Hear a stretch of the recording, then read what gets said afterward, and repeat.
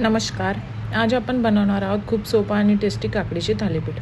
नाश्त्यासाठी किंवा संध्याकाळच्या स्नॅक्ससाठी ही खूप छान रेसिपी आहे. सुरुवातीला 4 ते 5 मध्यम काकड्या किसून एका भांड्यात घ्या. आता त्यात बारीक चिरलेला कांदा, टोमॅटो आणि थोडी कोथिंबीर घाला. आता मसाले घालूया. त्यात लाल तिखट, हळद, जिरे, एव्हरेस्ट जिरा पावडर, एव्हरेस्ट गरम मसाला, धने पावडर, ओवा आणि चवीनुसार मीठ घाला. आता मिक्सरमध्ये 3 ते 4 हिरव्या मिरच्या, 4 ते 5 लसूण पाकळ्या, थोडं आलं, कढीपत्ता, जिरे आणि बडीशेप घालून जाडसर वाटून घ्या. हे तयार वाटण काकडीच्या मिश्रणात घाला आणि सगळं छान मिक्स करा. आता तांदळाचे पीठ लागेल तसं घालून मिश्रणाची कन्सिस्टन्सी थोडी घट्ट करा.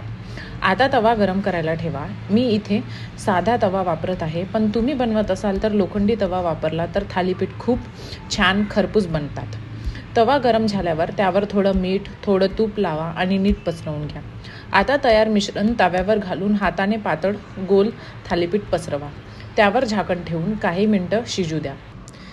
इथे मी रोजियरचे तूप वापरत आहे, पण तुम्ही तुमच्या पसंतीनुसार कोणतेही तूप वापरू शकता. थालीपीठ उलटवा.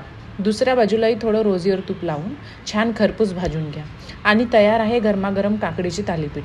हे दही, हिरवी चटणी किंवा लोणच्यासोबत खूप छान लागते.